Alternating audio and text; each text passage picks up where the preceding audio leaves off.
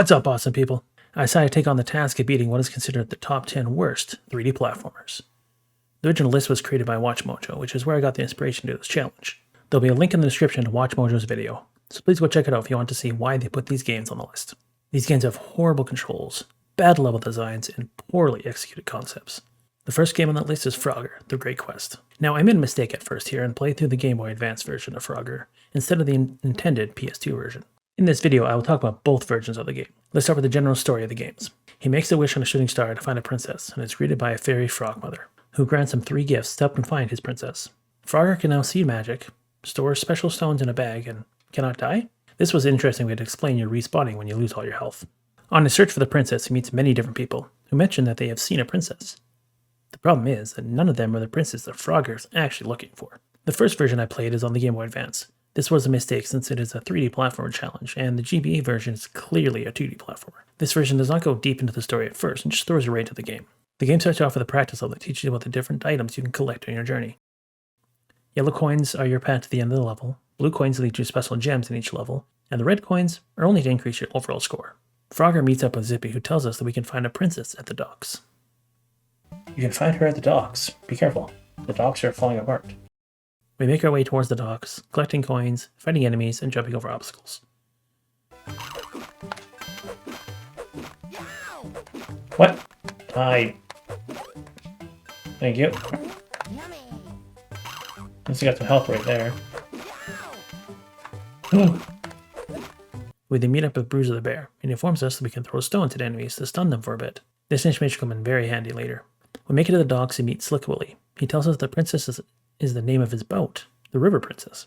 When you complete a level, you get a letter grade based on how many coins and gems you collect, and how many attempts it takes to finish the level.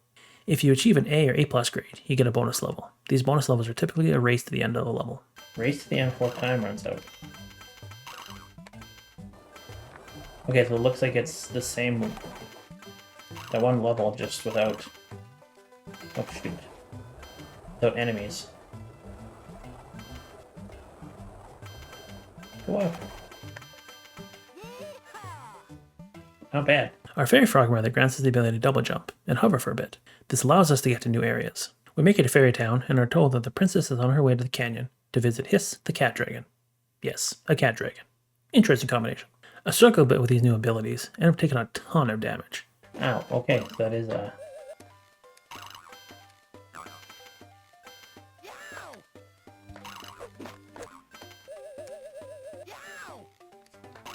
oh my lord.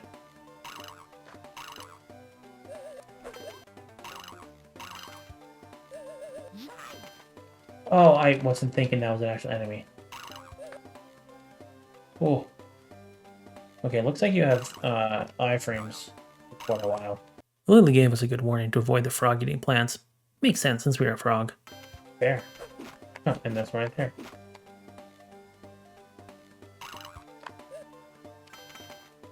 Just gotta jump over them though. These fireflies are very annoying. I keep hitting them when I jump and end up falling a long way down. Oh no. Really? Are you freaking kidding me? Wow, that fell a long way. Checkpoint. Oh boy. What the frick? We find Hiss the cat dragon. First he tells us there's a princess in a castle, but then he challenges us to a race to the top of his canyon. Losing would mean we'd become dinner. Not so fast, little frog. You don't think you can just hop around my canyon for free.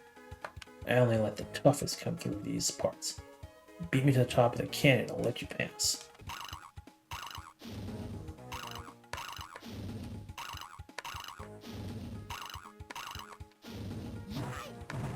Oh my lord.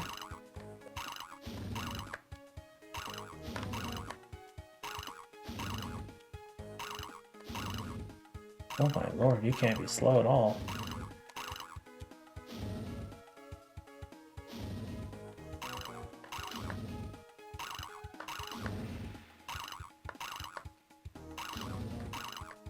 He's right on my tail.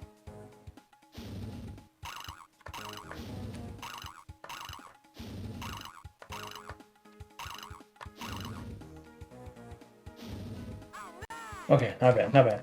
We did beat him to the top of the canyon, though, and he let us pass and make our way to the castle to find the princess. We make it to the castle and meet Count Blah.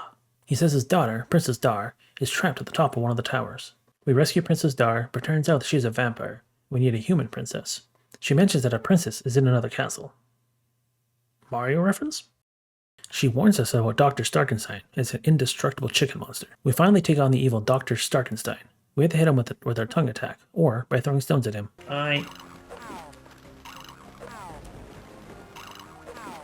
After 3 hits, he moves up the tower while inside his pod. Each set of hits gets more difficult, as you have to climb the tower in order to hit him. The platforms used to climb the tower move after a couple of seconds of standing on them, and you cannot stand still for too long or you risk falling all the way down to the bottom. Just like that. Oh look, there's that chicken monster I warned about. He really is not that bad if you just keep climbing up the platforms. Oh hi chicken. The final set of hits, you have to worry about jumping too high, as the ceiling also has damage potential. It can knock you all the way down. Oh my lord. And I died. Okay. I do end up dying in this battle and having to start over again. I end up using a strategy of jumping down beside him and timing my tongue attack correctly in order to hit him. Got him once.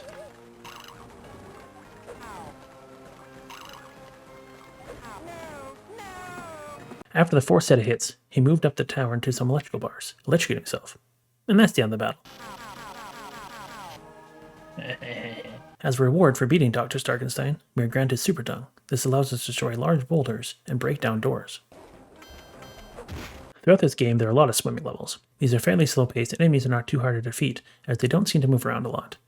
You don't have to worry about your air, though, so there is no rush to get out of the water. These troll enemies seem to be one of the biggest hassles, as they seem to not get stunned when you attack them like other enemies, so they are able to get a few hits in while you are attacking them. You can avoid this by standing back far enough where he is not triggered, but still close enough that your tongue can hit him. I also realize I can throw stones at the trolls, stun them, and then easily take them out with a tongue attack. And then actually weakens them too. We get warned about some super strong Shadow Knights. But honestly, you throw a stone at them and easily take them out as well. We make it to the top of the tower and come face to face with the evil general, who's holding the princess hostage. The final boss fight against the evil general has him surrounded by fireballs. He'll cast them out at you, and if they hit you, you take a decent amount of damage. The goal is to hit him while his fireballs are casted out.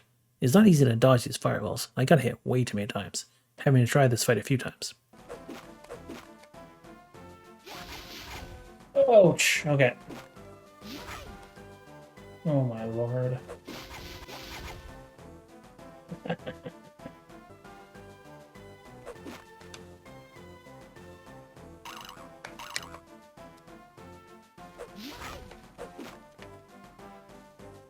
Yes!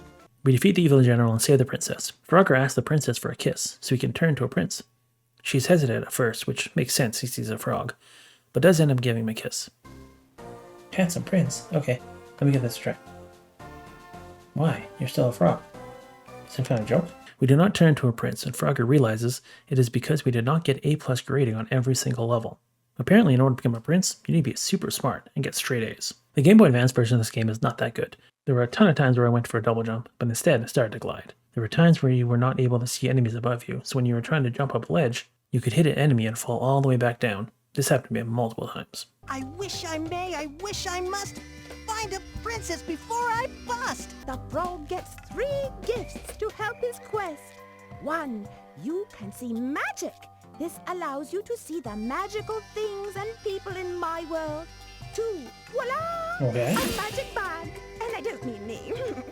It may look small, but it can hold just about anything magical. And last but not least, the most important gift, that of protection. Now you cannot die while in pursuit of Princess Hot Lips. Now let's talk about the PS2 version of this game.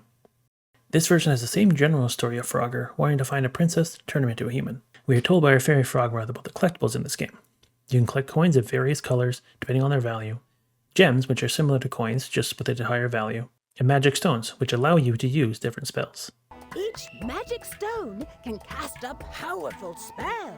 When you're on the surface of the water, you will frog paddle. We find our first set of climbing vines. As we start to climb the vines, we notice how slow Frogger climbs. But we do find a fast way to climb in a later level. This is a very annoying thing in video games, when your speed drastically gets reduced while climbing something. I guess I go slow. So climbing is pretty slow. As we're trying to figure out where to go, we find a wooden wall that clearly looks to be able to be opened. We see what seems to be a random mushroom nearby. As we interact with the mushroom, the wooden wall disappears. And we see some wooden crates behind it. Immediately after, those wooden crates also disappear. I have no idea how that happened, but it gives us a new place to go. What did I just do? We begin swimming through the creek and get the feel of how the swimming controls in this game. Swimming seems pretty decent at least, but I do take a while to get the hang of it. Okay, I think I'm understanding the swimming a little better. After a short swim, we meet up with some mosquitoes. They try to double team us, but using our frog foo, we show them who the real frog is. Oh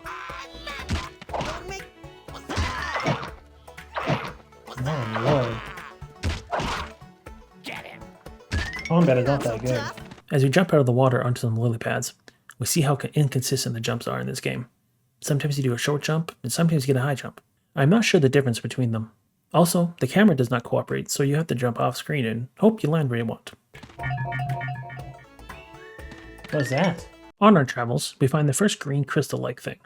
We see a lot of these in this game, and it takes me a while to figure out what exactly they are for. We find what seems like a random cave, but this turns out to be the end of the level. Oh. I made some kind of progress. And that's the level. Okay. Between each level, you can enter a shop and purchase images of the game with the coins and gems you collect in each level. These are for the players who are either looking for some cool art or for 100%. I do not bother buying these after the first couple levels. Wait, what did I do? Oh, they're character things. Next, we enter Bogtown and are told to seek help from a bear to find our princess. Seek the bear's help. Oh Okay. yeah! Come to daddy! Tongue excited! What the hell is that? Exploring the area, we ran into this kid. When Frogger asked him if he knew a princess, he just says he is not an encyclopedia. What kind of response is that? Do you know a princess? Forget it. I'm no encyclopedia. I gotta go. We meet a swarm of rude bees who tell us to buzz off after suggesting they know a princess when they actually have a queen. You kidding? We got a queen, not a princess. Buzz off. Gee, how rude. We meet another kid, and he tells us about the goblins in town and how everyone skedaddled away because of them. He also tells us that Bruce the bear might know about a princess we can find. This must be the bear that our fairy frogmother told us about. But they're all kind of mean. A lot of people got scared and skedaddled out of here because of them. Skedaddle. We meet Bruiser the bear, and he tells us about a river princess. But before he helps us find her, he asks for some honey. I wonder if he is friends with Winnie the Pooh. Honey? Oh, drat. I don't have any honey. We go back to the bees who were rude to us before, but this time when we ask them for honey to give to Bruiser, they are happy to give it to us. Frogger tells us they are great. I guess they forgive us for calling their queen a princess. Hope this helps. Thanks a lot, bees. You're great. The next level is Slick Willie's riverboat, which turns out to be a nice cruise ship. We find the casino room on the ship to do a bit of gambling. We see some cats playing poker, and Frogger asks them about the river princess. And they get mad that we interrupt their card game. We easily win a 3-on-1 fight against the cats. So you want to mess up my card game? But I only No. want to... Oh, a wise guy, eh? Get him, boys! Okay, But- boys. Oh, me? Ow, meow. Meow! Oh. Get out. I don't know what the best strategy for fighting is. I just kind of mash. Get out. Out with ya. Meow. Just kind of tank the hit. In order to finish this level, you need to talk to Slick Willie on the ship. I went through the ship a few times, and I still do not know what exactly triggered Slick Willie to show up. I had been to that spot a few times. We meet Slick Willie, and he tells us the River Princess is actually the name of the ship we have been exploring, which we did know already because we saw the name on the side of the ship. He tells us about a fairy princess, but says we won't be seeing her because we will be his lunch instead. Gee, I've heard of a fairy princess near Rivertown, but you're not gonna have to worry about her Why not? because you're staying for lunch. But I'm not What? hungry. Oh, well, that's okay. Frogs taste good whether they're hungry or not. Using the fire magic to our advantage, we take down Slick Willie and he sends us to Rivertown. Rivertown is apparently overrun with goblins. The only inhabitants left in town are Zippy and a sick fairy in the mayor's house. I ended up fighting a few goblins and mosquitoes. Ended up dying for the first time in this game. Since we were granted the power of protection from a fairy frogmother, we're only just respawned at the start level, but all items were collected and enemies we defeated are still gone, so it is not that bad at all. After a bit of exploring, I managed to find a hidden key on a small ledge. This key allowed me to get into the mayor's house. The fairy tells us that if we find him the magic clover, it will cure his sickness. We get him the magic clover, and he shows us how to get to Fairy Town. Gee, I feel better already. Now follow me. I'll show you the path to Fairy Town. On our way to Fairy Town, we have to go through Mushroom Valley. In Mushroom Valley, we have to complete 3 trials in order to make it to Fairy Town. I struggle a lot with the jumping from mushroom to mushroom. Another example of how inconsistent the jump heights are in this game. Okay.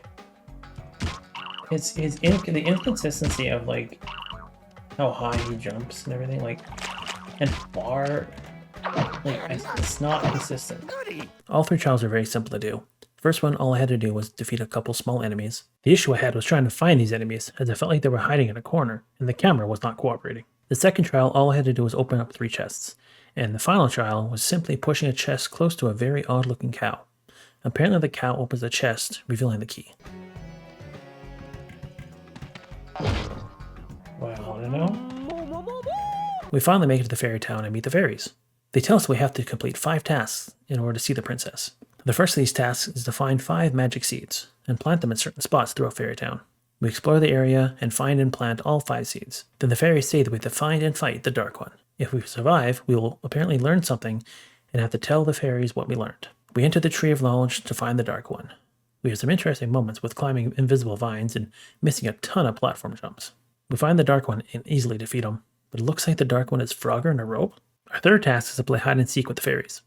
We ran around Fairy Town, checking every corner and breaking every barrel, eventually finding them all. Fourth task is to find the cat dragon, play his game, and get him to tell us a riddle. We enter the cat dragon's lair. The game we have to play is Chase.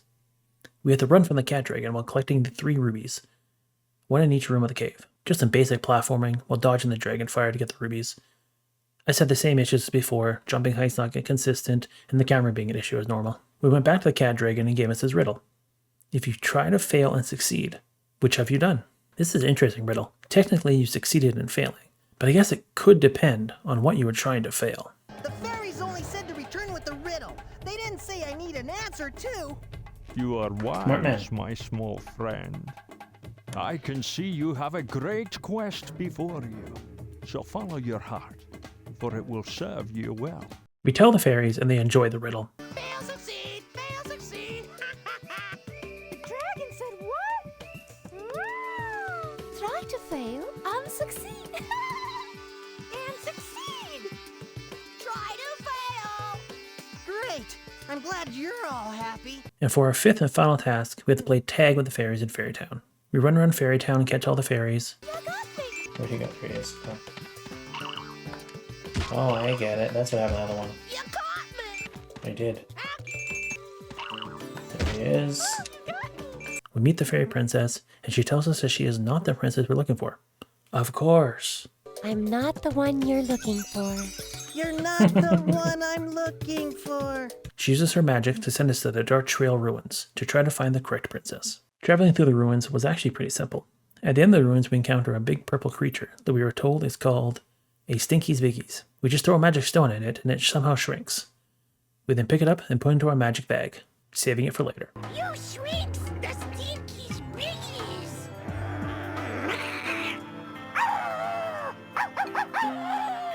We arrive in Dr. Starkenstein's castle. The doctor says we are to stay the night in his tower, but his minion, Geeky Bill, tells us the doctor is bad and we are not safe in the castle. Don't stay! You're not safe in castle! Oh, nuts. Doctor is bad! We climb the tower and find a giant clock at the top. For some reason, we have to hit a button and change the time on the clock to 7 o'clock. I'm not sure where the game tells you what time to set it at. We run into a witch in the tower, and while our fairy frogmother was fighting the witch, we snuck out of the room. Take that! This'll hurt! Take that! The door's open! At the bottom of the tower, we find Dr. Starkenstein again, and he reveals his newest invention, the Great Metal Chicken Ray. The Great Metal Chicken Ray. Now that's That one was fun. big cock-a-doodle-doo. While being chased by a metal chicken ray, we have to destroy all the machines in his laboratory. This is pretty simple to do. You just have to climb up some ladders to access all the machines. The chicken enemy is not even an issue because as soon as you climb the first ladder, it does not even follow you anymore. So it's not a danger to you. After destroying Dr. Starkenstein's machine, we head below the tower to the catacombs. In the catacombs, we start off by being chased by a vampire. We eventually get cornered like a rat, as Frogger says. But Count Blah tells us he only drinks fruit juice and not blood, since his ancestors were fruit bats. Aren't you gonna suck me Okay. like blood or something? Blood? Yuck! I only drink fruit juice. Count Blah asks us to find his daughter, Princess Dar, who is lost in the catacombs. While looking for her, we meet a skeleton dog, and he rolls over for us. Just a cute moment. Look at the doggy. Oh, look at the doggy. We find Princess Dar, and Count Blah tells her that even he gets lost in the catacombs. She tells us that she is not the princess we're looking for, but that we could find a princess in the castle to the north. We have to hurry, because she is in danger. Princess Dar shows us the way out, but she moves super slow, so it was not fun making our way through the catacombs. We then move on to the Goblin Trail. We immediately come across an issue with some spikes on a ledge. It takes me a while to figure out how to get past them without damage boosting through it. I learned you can go into first person view and shoot a rock that crushes the spikes and allows us to stand on the ledge without taking damage. We explore the Goblin Trail, fighting a ton of goblins, obviously, finding a bunch of keys, and watching the Goblin King get beat over the head with a rolling pin by his queen. You're good for nothing. I'm gonna cock ya. Son of a... You listen to me when I'm talking to you. Do you hear me? Yes, dear. We make it to the end of the Goblin Trail and get blasted away by a geyser. That'd be a scary trip, but luckily Frogger can glide through the air in order to land safely. This takes us to the Goblin Fort. We find a very destroyed and deserted town. We find a big locked door and we search the air for the key, having to chase down a goblin who was hiding all over the place. No way. What?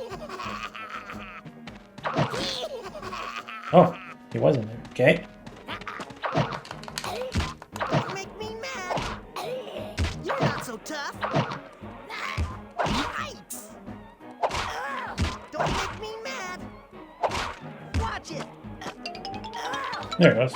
After getting that key, the door leads us to a tower that allows us to catch a glider over to the Joy Castle. As normal, this castle is riddled with goblins. We have to find multiple keys to get through doors throughout the castle. Wide load coming through. Yeah. There we go. Hey! Snicker slice! Snickers slice. Oh, I got a key. Oh, another key. I know frog food. Okay. Another key. We start climbing the tower in Joy Castle. We meet some big, strong knights, but we're able to stand on the bridge above him, where he gets stuck underneath the bridge, and shoot him to defeat him. We climb multiple towers and jump between these towers at times as well.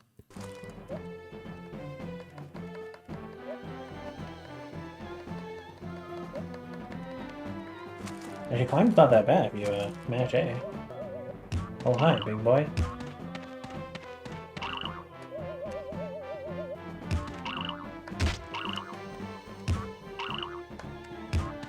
He can jump up here, holy crap.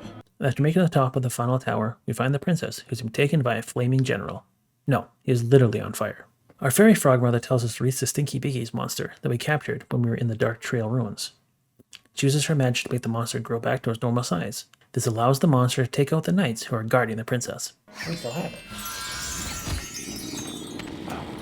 Oh.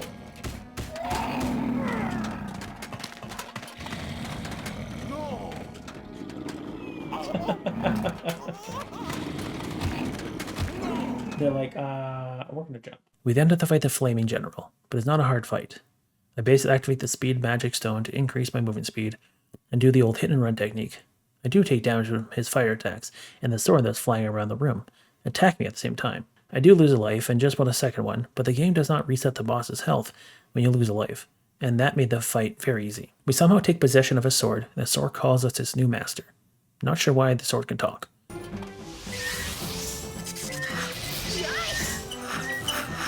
Gotcha. Master. Frogger is now able to talk to the princess he has been looking for. We pull out the crown that we apparently had in our bag, and we are finally able to kiss the princess. This game actually allows Frogger to turn into a prince from the kiss. Unlike the Game Boy Advance version that requires you to base 100% the game in order to become a prince, Frogger struggles with not being a frog anymore and needs to fly, right in front of the princess. Ew, what was that? Did you just eat a bug? Huh? Yeah. Bugs are good for you. Well, most of the time anyway. Our fairy frog mother declares us as Prince Frogger to the entire town, and one of the fairies tells us that the prince and princess live happily ever after. And they all live happily ever after. So, how did I feel about Frogger the Great Quest? The controls in this game are not that good.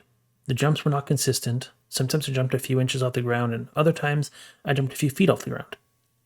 The distance of those jumps were also inconsistent. This made it hard to accurately jump on platforms throughout the game, which is a big part of a platformer video game. The story of the game was not bad. It's a classic story of a princess kissing a frog to turn into a prince. The added part of Frogger being told about different kinds of princesses, and finding out each one was not the princess you're looking for, was kind of interesting. The voice acting was corny, but also a bit funny. Some memorable lines for sure. The big question here is, should this game be considered one of the worst 3D platformer games? As I've said throughout this video, the game is not really that good. I think it does deserve to be on this list. The only thing I slightly enjoyed was the voice acting and the jokes they made.